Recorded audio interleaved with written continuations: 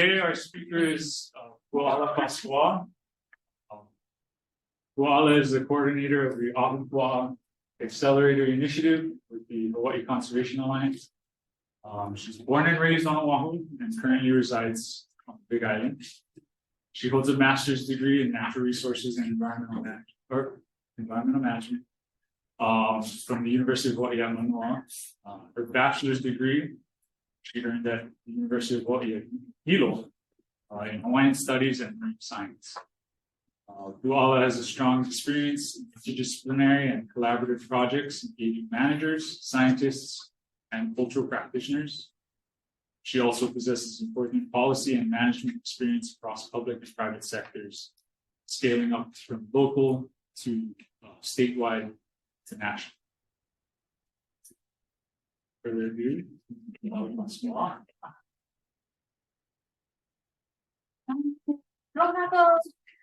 also my high school classmate, so it's super awesome to have him guiding me through this. I didn't want to say anything about myself. Yeah. Yes. Wow.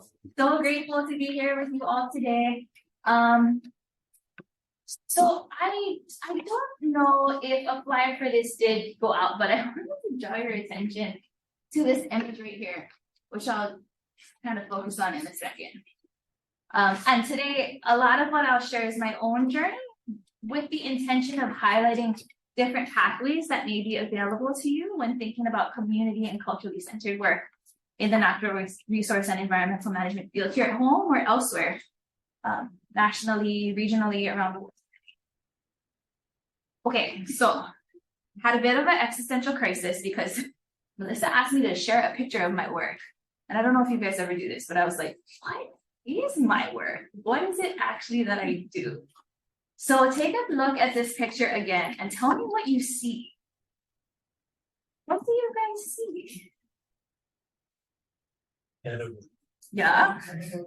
What is it made out of? Anybody see anything that looks familiar? Cilantro. Yeah. So I have to say, the creator of this lei bili is unknown to me because it was submitted to a lei competition in Hilo around Mary Monarch time, and they're anonymous. This lei is made out of kale and cilantro, and it was blowing my mind. So in many ways, I think that this kind of is my work, and not to make kale and cilantro beautiful leis, but really to think about cultural practices that have been passed on to us and think about the resources available to us in present day and how we might relay those things together. So be a metaphor, I give you my work.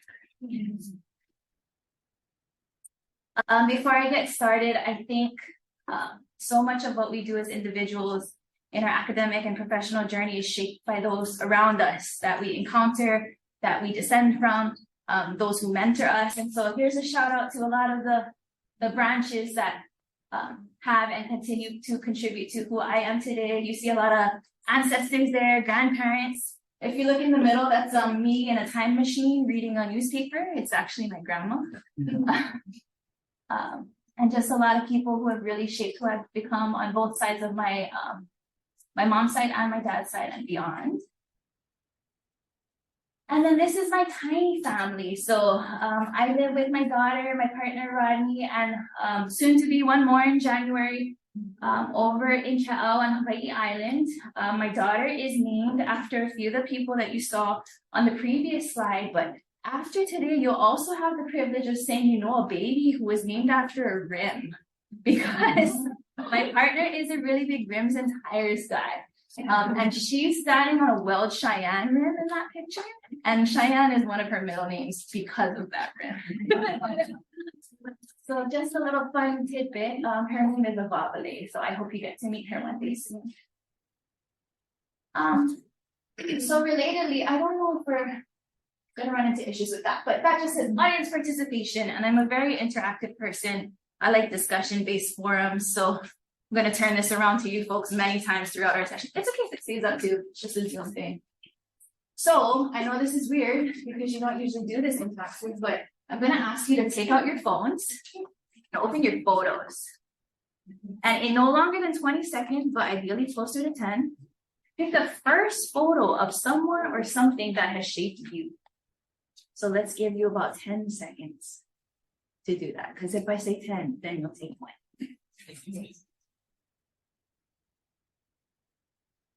When you picked it, just the first one, don't scroll. Pick the first one. Okay, turn to your neighbor. Share. Tell them what they're looking at. I don't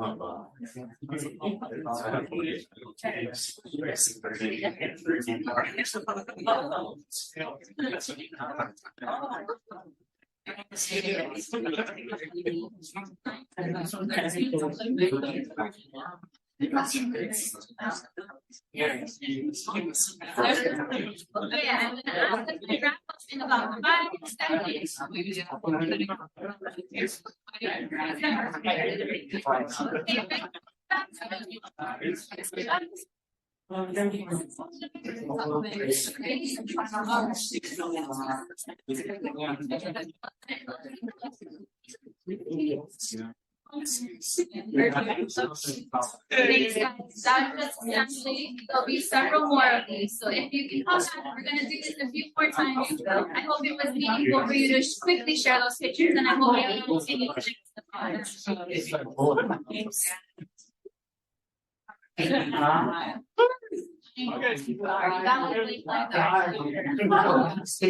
But there'll be more of these throughout. Okay. So Melissa also asked me to talk to you about a few of the, I'm moving from the Zoom camera, sorry, a few of the available opportunities here in this field. So you kind of see sprinkled throughout some like highlights of options that you look into.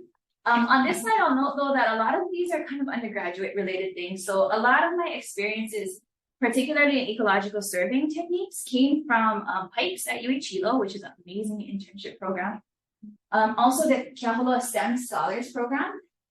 Quest, which is a qualitative underwater ecological survey techniques training. The PIRI, which is a Native American and Pacific Islander research experience for undergraduates in Costa Rica with the Organization for Tropical Studies.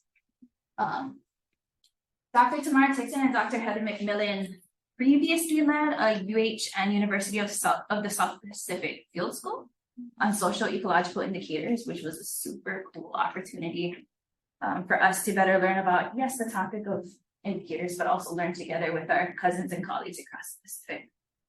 And then I'm sorry, I don't know what else is on here. But I think that's the gist of what I wanted to share on this slide. Again, these are kind of more undergraduate focused, and I feel like we're kind of past that here, but just informing you that if you know anybody or work with students in that audience range, there's a lot of cool ecological internship opportunities available to them.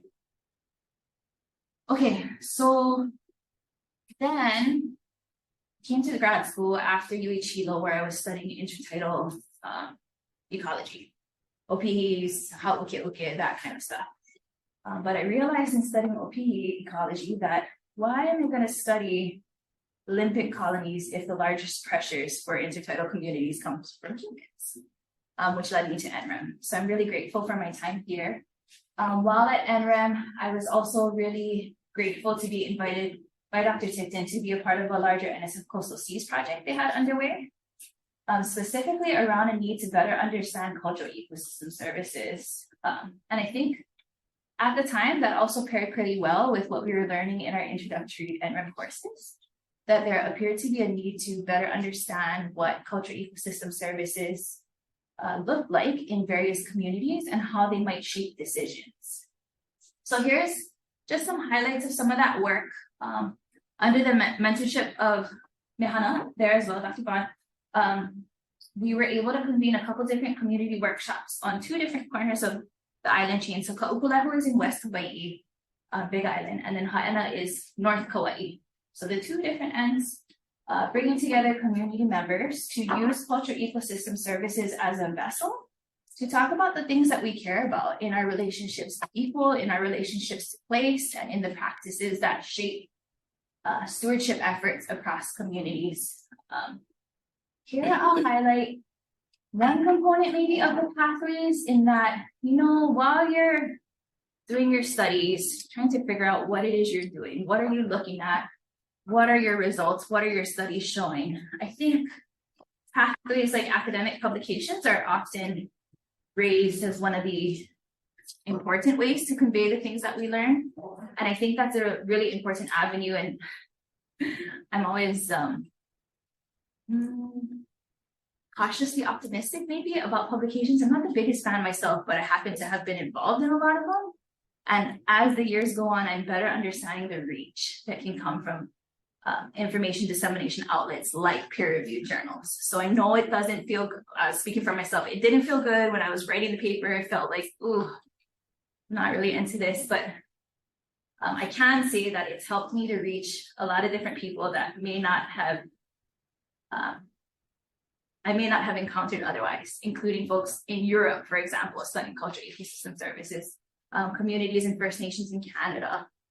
Some really surprising connections coming out there. Surprising or maybe not, right? But in addition to peer-reviewed publications, what is typically called gray literature, like workshop summaries or other forms of conveying information, had also been has and continues to be really important to me as ways to share information with people who participated in the types of work that you're doing, but also kind of a just nice, often very visually oriented way to convey what it is that you did, what it is that you learned. And you'll see these different forms of information dissemination continue to pop up as I share today. So again, my pathway, immediately after completing my master's, I did track A. I don't know if you still have tracks, decent track. Immediately, like the week after, I flew to DC to accept a marine policy fellowship called the John A. Canals Marine Policy Fellowship. And it's a really cool one because it places you with, through this really complicated matching process, it places you with various offices in DC based on what your interests may be, based on what your skill sets to date look like. And for me, that placement ended up being NOAA Fisheries National Saltwater Recreational Fisheries team. And for me, that was a really great opportunity to work pretty directly with the head of NOAA Fisheries leadership pictured there at the time to better understand how national level policy trickles down into what we're seeing in practice here at home.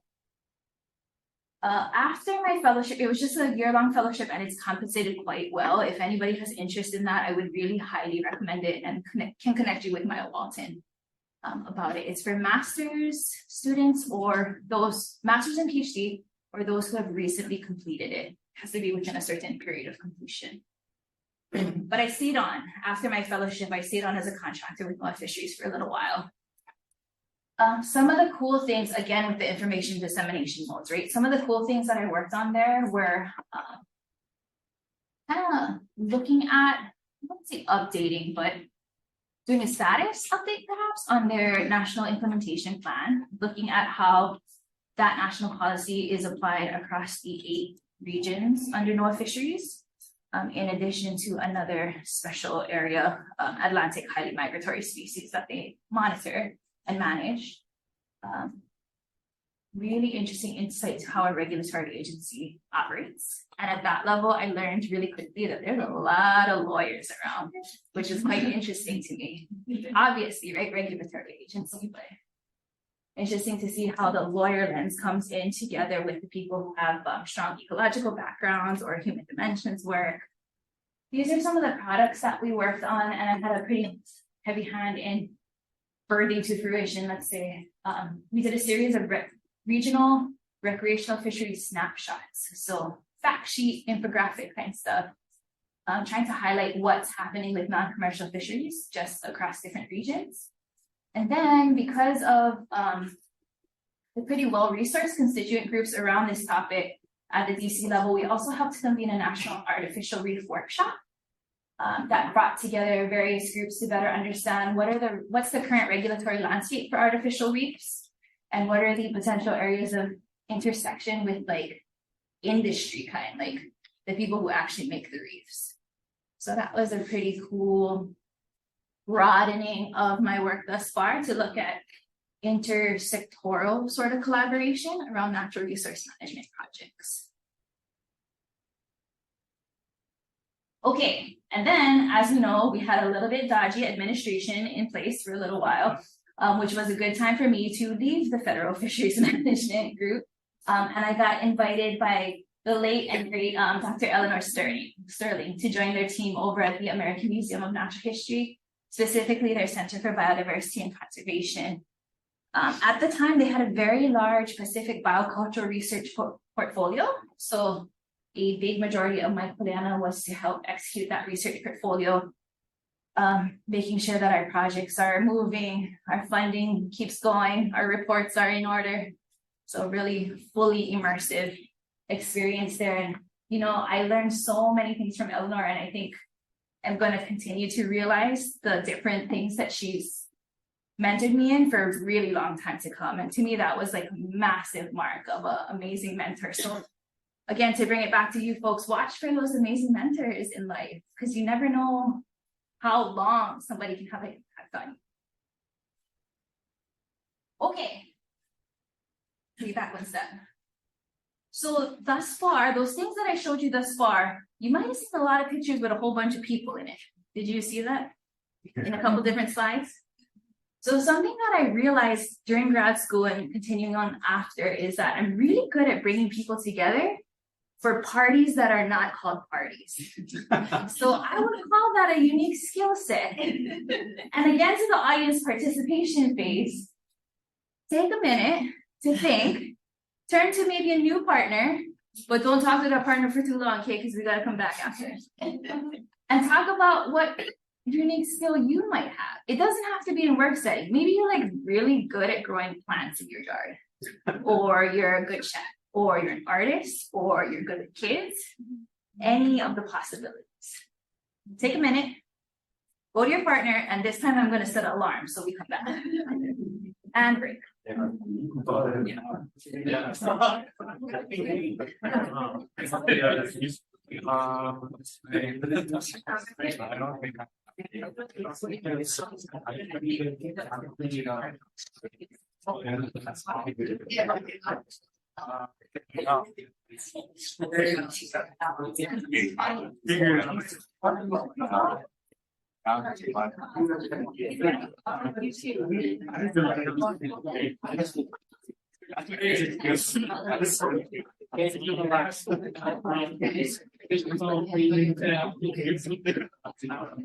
Yes.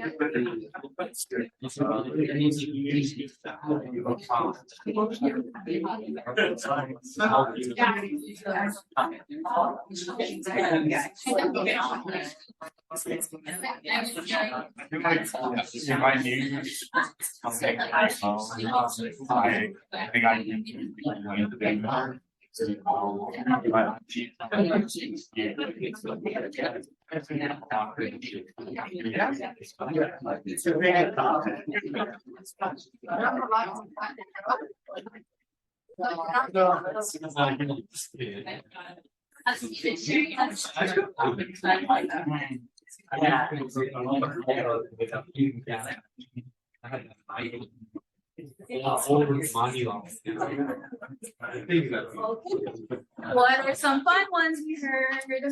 Anybody willing to share with the larger group? Just quickie, popcorn style. All reading. Cool. Trail running. Cool. DIY. Nice. See, this is fun. Others? Optimism and really taking time to get to know other people. Nice. Any last sharing? Those are pretty solid ones, and very diverse. I like that. Okay. Moving on. So, you know, like I said, I realized I'm really good at bringing together people for like workshops and conferences and essentially professional parties. And kind of using that format Under Eleanor's mentorship and her leadership, I was able to help support a global action group of primarily Indigenous practitioners, but also those who work with Indigenous communities around the world on the topic of knowledge systems and indicators of well-being. So if this topic is your jam, there's some resources available at the hyperlinks you see there. Just some summary reports of our gatherings, but also like compilations of some pretty interesting indicators that came up with those groups. I changed slides, but I see a picture. So, wait a second, good? No, you're good. Grab it. Hyperlinks. One cool product that came out of that work was also this resource directory that you see here, where at the time we were compiling various resources on the topic, again, from Indigenous groups and communities around the world. The directory was intended to consolidate examples of the indicators, but also became a valuable way to share in general about the well-being or knowledge system work being done in different communities. I'm sorry that I keep turning my back to you folks. Okay. Another one, ready for this? So this one, you need a scratch paper, or you just need a corner of a paper if you don't have a paper. And writing implement. So remember, talking about diverse ways of sharing information. I think it's also important to understand the context in which you work. So that wasn't your timer, sorry. What was I gonna tell you? This is the original activity I created, but caveat, spoiler alert, I do recycle it. So if you've already done it, my apologies. And also try not to do it again. If you like it, maybe just adopt it, and then you can feel free to use it as well. Everybody good with their paper and their pen? Okay, so this is a verbal only exercise. Can't write it, I can repeat it, but it's verbal oriented, so I can walk around if you can't hear that good. On the first quadrant, just pick any quadrant on your paper, doodle, fast time. What comes to mind when you hear the scientific name Oceania? Oceania. Oceania. Doodle, doodle. If nothing comes to mind, it's all good too, no pressure. Yeah, doodle. We are now unlocking various ways of conveying information because we're here. Okay, take another second. No need to be pretty. Move to the next quadrant. Ready? Doodle what comes to mind when you hear the word taco. Taco. Taco.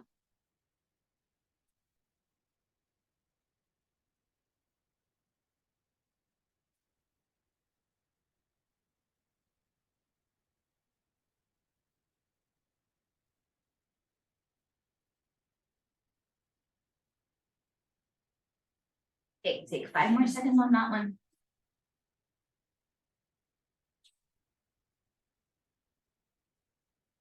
Ready for the next one? Next quadrant. It's okay if you didn't end up with like 4 sections. We're just going to compare them after. Next quadrant. Squid. Squid.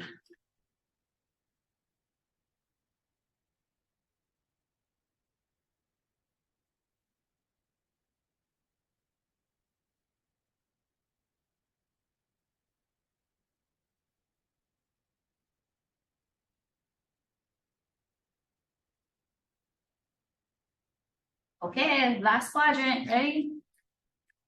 He. He. He.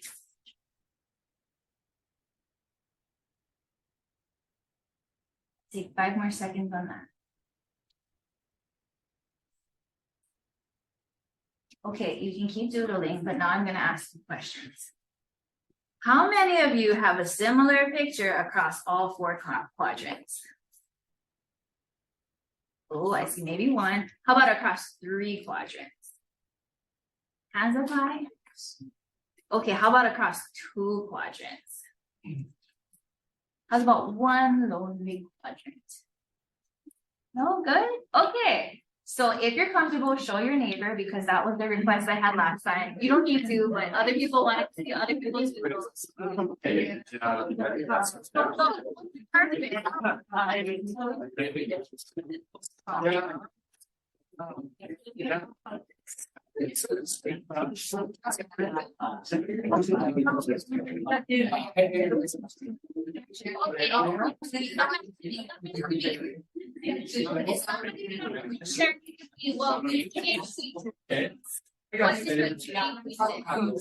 Okay. Anybody willing to share what we see? Yeah. You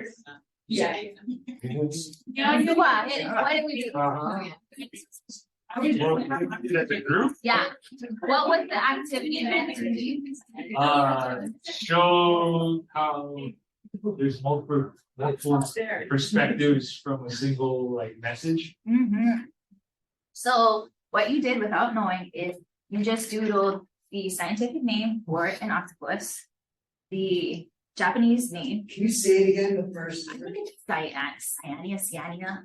It's genus O and then Cyania. Someone should do check me though, sorry. And taco, Japanese or common name of octopus, home here. Squid, Pidgin vernacular for octopus. And He'e, Hawaiian name for octopus. So you just had 4 different ways. But can you see in our work how that matters? Because they were talking about the same thing, but said it 4 different ways. Okay. So that's where we're going with this. Again, with the information dissemination, I think it's important in our work to try and build these multiple fluencies. And I don't mean like literal linguistic fluencies necessarily, but better understanding the different ways to internalize, maybe decode, maybe articulate the types of information that we encounter in whatever it is we're researching or looking into. With the CBC, we try to do the multiple fluencies work through things like policy briefs. So around the topic of biocultural indicators, trying to articulate that to decision makers, specifically in the Pacific region, we came up with these very visually oriented informational briefs that had succinct like punches of what this is, how it might be applied. Another example, and this you'll see Dr. Tamar taking like throughout this presentation, but even after I worked together on the NSF Coastal Seas project, Tamara came back to me a few years later because she was a lead author on the Intergovernmental Science Policy Platform for Biodiversity and Ecosystem Services, for IPBES. She was a lead author for this assessment that you see here, the sustainable use of wild species, and brought me in to help articulate different cultural values that might be associated with wild species. In this case, it was a really cool opportunity to work with, again, global collaborators, contributing authors to ask them, like, what are the practices that you guys have around wild species harvest? Making sure there's no waste. What do you do after you harvest? How do you process? How do you return? And I think here you'll see a clip of the Olioa, yeah. And for me, participating in this IPBES report chapter was a really cool way to say, hey, international community, this is primary source information where I come from. And I'm going to provide, this is a little contentious, but I'm going to provide it without a translation because there is no literal way to translate it, but I'll give you a summary of why wild species are encoded in our cosmology, our cosmogony, our way of life. So again, not trying to humble brag, just highlighting that these are some of the opportunities to elevate community and culturally centered work in whatever path you see ahead of you. Okay, sorry, wrapping up shortly, but I wanted to give you a recent research experience because I felt like, okay, cool, you're telling them cool stuff, but you're not actually telling them research stuff. So in 2020, we were awarded a National Estuary Research Reserve Catalyst Project grant funding, which is a 1-year project that's intended to catalyze further research across the estuary research reserve system, specifically by working with one or more reserves themselves. So in this instance, we were able to partner with the He'eia Reserve together with one in Alaska, Ketchimak Bay, and did a pretty darn cool one-year project on cultural ecosystem services and how those may manifest in estuary stewardship and management. These are some of the wonderful individuals that made this work possible. You see their faces here, and some are in the room. So really grateful to continue to work with all these folks in various capacities. Here I really wanted to highlight, again, beyond your academic endeavors, what can collaborative research look like in the field, in practice? And so for us, what is the saying? We threw the kitchen sink at them. Is that a saying? We really went for all bells and whistles in a one-year project. So we did the things that you normally see. We did technical summaries of what methods may exist, how you implement them, and wrote those up as white papers, reports. But like I said, I like to bring people together, right? So we did some really cool focus groups within each of the respective reserves, and then brought the two reserves together to pilot some of these methods in practice. It's one thing to talk about a method and something else completely different to actually try and use that method with multiple people who have not done the method previously. So that learning journey, our methods pilot, as we called it, was a really important part of the work. And then we had a really big focus on co-design and co-produce deliverables for diverse needs. Specifically, I think I'm forgetting what the implementation focus thing was, but for now, I'll really focus on the community-centered artistic output, because when we put together the proposal and the resulting project budget, we were able to work with a partner to allocate pots of funding directly to the participating communities, which is increasingly a practice, and I'm so happy to see that. But we also contracted an artist under the proposal and through the project budget, and I'll show you shortly, maybe next. Yeah, so this is a mural depicting some cultural ecosystem services in He'eia as, well, you might have to help me, like, as the artist saw visually based on what she was hearing in our workshops. Artist interpretation. Yes, thank you. That was her interpretation of the workshop discussion. And so she made, it's kind of like really big. It's like maybe like the size of that sound panel, but double down. And we had them paint it during a family day that we also built into the project and the budget. And then she did her magic to polish it up nicely. It is intended as a traveling piece, but it's kind of really heavy. So it might take a little bit to actually make it traveling, but it's meant to visit the different community partner sites. It's mounted in this frame. And it's just one way, again, to articulate different things that you're learning or seeing in your work. This is something we presented out to the Catalyst funders, but I think it may be of relevance to you folks too as we think about this topic. So around community partner engagement, some things that we reaffirmed through this particular project is to seek opportunities to honor the subject matter expertise of community partners. As I mentioned, this funding source was really cool in that it allowed us to administer funding directly to community partner orgs.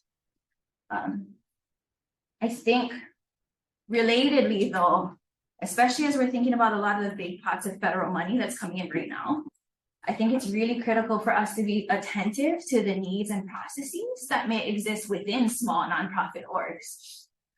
The pots of federal funding coming in now are in like the hundreds of millions. And if we're talking about perhaps optimally, perhaps it's different view, but if we said we wanted to give a community $1 million sub-award out of a federal award, do they have the accounting infrastructure to be able to accept and report and probably get audited for $1 million federal award? These are the things we need to think through. What does this reality look like to these small groups on the ground? And how can we perhaps plan in our budgets or elsewhere to make sure that that support is provided to them continuously throughout the process if they are part of that federal grant making process? Finally, again, mainly tied to federal funding because this was federally funded. Feds don't let you buy food, right? I don't know if you already knew that. So venue fees. Yeah. So the recommendation here is to think of creative ways to build in food, acknowledging that in many places, including here at home, practices around food sharing, food preparation are really critical to how we understand place and community. And if there are ways to leverage other funding sources or get creative in our funding descriptions, That's worked quite well for us. So finally, I bring you to my current work, taking up lots of your time, but I'll go to questions shortly after this. Right now I'm coordinating a program called the Ahupua Accelerator Initiative. It's currently privately funded by the Kamehameha Schools Natural and Cultural Environments side of that house, and the Harold K. L. Castle Foundation, previously under the Marine Management team, but now shifting under their larger sustainability focus. And it's housed over at the Hawaii Conservation Alliance Foundation. So our format focuses on site-specific and systems-wide opportunities to appropriately accelerate restoration. Here on the slide, you see the current 6 site partners across the Pai'aina that we work with. And we administer funding directly to those sites in addition to finding other leverage points to support their ongoing work, primarily through convenings, networking. But we also do a fair amount of investment in systems-focused actions that can uplift the efforts of not just these communities, but many others across the state that may be encountering similar challenges. In 2022, this is 23, last year, we convened a peer-to-peer learning cohort that engaged 2 reps from each of the 6 sites in kind of crazy monthly sessions that moved islands. That was a learning process for me because I'm not usually like the program development. I don't do like kids programs. I'm not the program person. So to commit to monthly programming was a little bit rigorous and a bit of a reach, but I think the continuity really helped us because we remembered what it was we talked about last week. We did a series of deep dive sessions around some pretty meaty topics like legacy planning in community stewardship orgs. What else? Connecting Malka and Makai restoration efforts, sustainable finance, revenue generation, like big topics. And what those discussions yielded were a suite of priority actions that we have identified as needing to be met in order to realize different visions of what Ahupua restoration looks like. And so that list is consolidated in this action agenda that you see here. And I'm realizing I used the wrong thumbnail because it's actually called the Ahupua Action Agenda, not the AAI Action Agenda. But it's available at the QR code you see there. This is my current body of work. So we are really focusing on mobilizing additional resources for the priorities contained in the action agenda and also connecting networks. A lot of things you see in terms of the list of priorities, they're not new. They're things that people have been saying they need and have been trying to work on for a long time. And so perhaps trying to better connect those actors that are trying to advance the efforts is also a need that our program can help to meet. Okay, in summary, a couple different ways you might engage in community and culturally centered work in this field may include celebrating unique and diverse skill sets, which we did, check, good work team, building and supporting multiple fluencies, kind of thinking through or perhaps redefining collaborative approaches, and also expanding the inclusion of communities of practice and communities of place in your work. And with that, I will wrap up with a few minutes remaining, hopefully, for questions. And I thank you folks for engaging in all our participatory activities and hope you had a nice chat. Yeah, mahalo, gang. Thank you so much, Koala. So I'll just mention that Koala is our first speaker of the alumni seminar series, which is really exciting to see students that are coming back, former students that are coming back. Koala graduated right as I came to the department, so we barely overlap. Hannah, I don't know if you wanted to just say a few words as Koala's advisor before we take questions. Oh gosh, I would just say, Koala, it's so always wonderful to listen to you. Koala was my first advisee.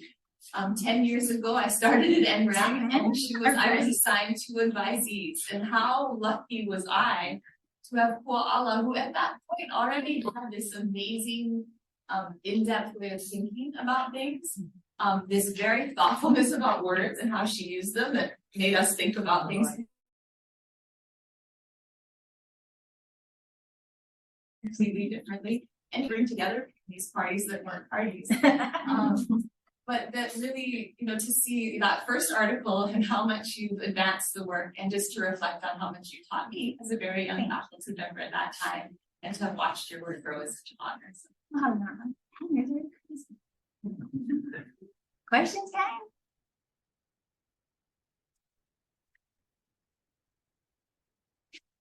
Yes. What were some of the challenges that you faced in like working with bigger organizations? That's a really good question. Really good question. I think, especially at that global level for the action group type work, and then we also did a fair amount of work with the Convention on Biological Diversity. So like, what they call that, multilateral decision policy people. It maybe is counterintuitive to the multiple fluency thing that I mentioned, but at that level, they define terms really specifically. And sometimes you think you're talking about the same thing and you're not.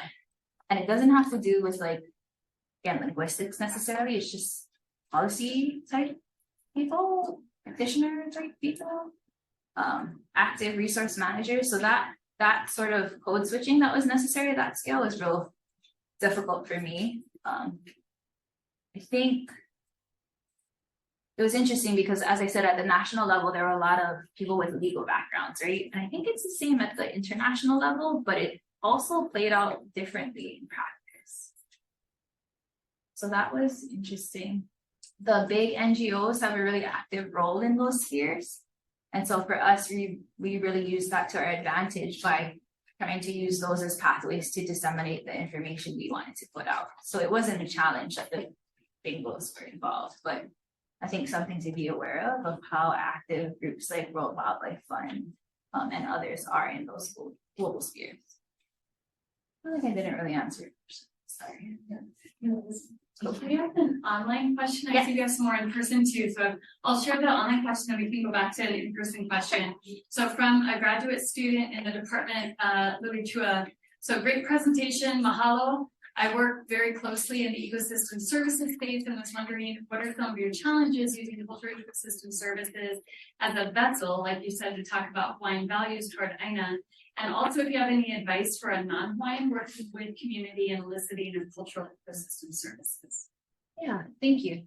I think challenges, personally, one personal challenge I'm having is navigating the research aspects of my work versus the direct program administration role that I find myself in now. So I keep getting invited to these really awesome partnerships and collaboration. And this is a personal choice, I keep declining because I feel like currently I'm not really in the research sphere. My main work is finding and deploying resources for my partners. That said, that was like a different answer, that having my own personal challenges around that.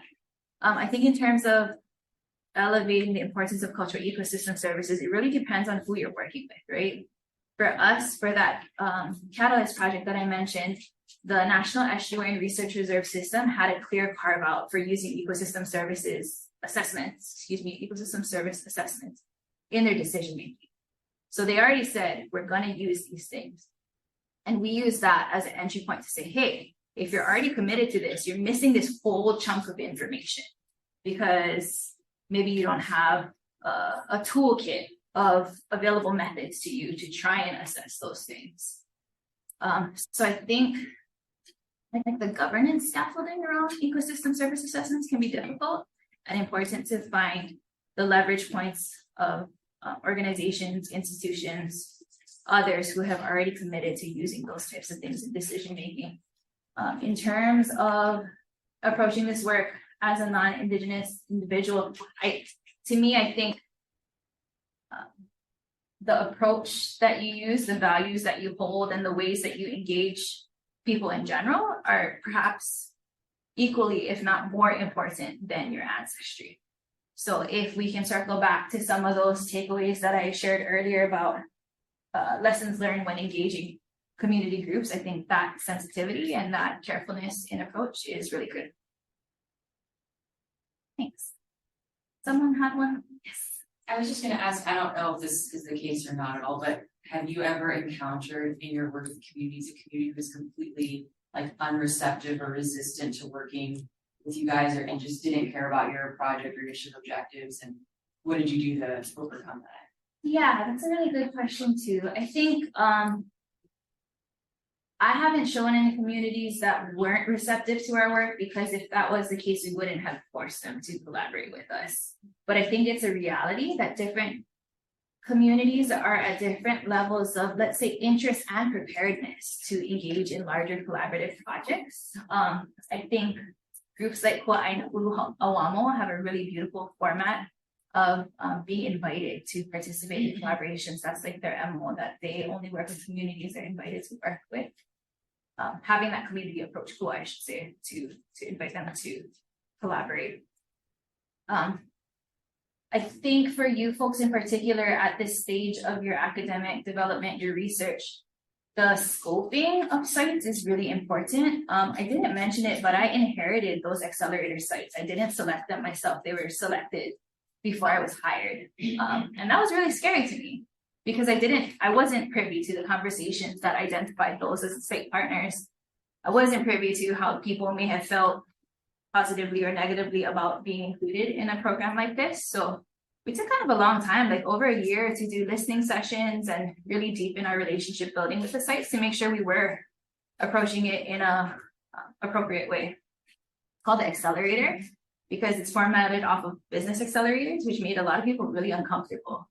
But as you've kind of seen in my work, like I tend to like use vessels and kind of mold them and shape them to what I want to see happen. And so I think it's been a really great way to help us kind of understand what ahupua'a restoration in the present day looks like in these places, and then to try and back into ways to appropriately accelerate that type of restoration. So very long-winded answer to your question.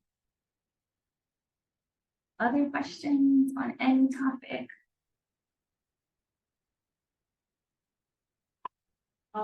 This is just like,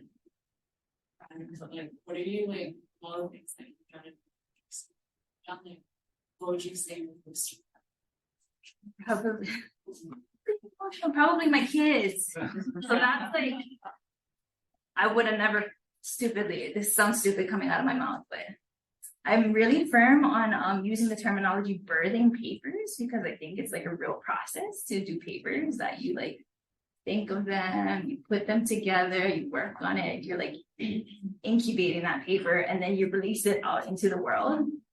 And now that I've actually birthed humans, at least one soon, I think it is a really similar process, but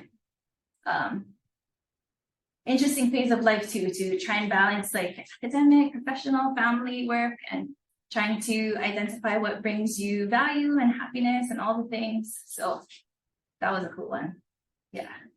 Of all the accolades, be the kids. Well, although we're coming up on time, and Mark's one has a burning question, but I'm wondering if you can close by just speaking with the class, the students who are in this night. Thank you to all of the students who are enrolled this semester but have shown up, and faculty as well. You've really done an amazing job of finding your place in the world and the places that you can have impact based on your gifts. As these students are exploring how to do that, once they graduate, what's your best advice for them? It's a really great question. These are all really great questions. I think acknowledging that everybody's in different places in life, right? Like when I was in grad school, I didn't have kids, I didn't have a mortgage. I was much more easily able to accept things like, oh, want to go to a field school in Fiji? Yeah, I'm down.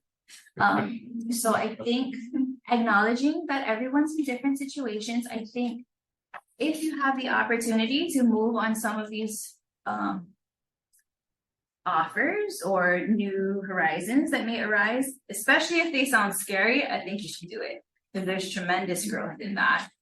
I showed you my partner earlier holding assignment. That's like a brada, and I took him to DC for over a year. So that was like kind of a stretch for us, but I think a very important learning journey, professionally and personally. And so I think, what is it called? Intermediate stress hypothesis, like finding those places of subtle discomfort for growth, not extreme discomfort, subtle discomfort for growth. it's really important. And I would encourage you folks to jump when you can at these various opportunities. Awesome. Wonderful. Thank you so much, Koala. And I know that part of our goal this semester was to have opportunity for folks to interact.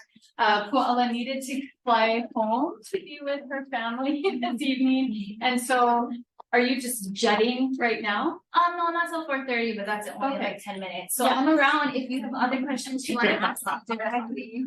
Okay, but we do have food in the back.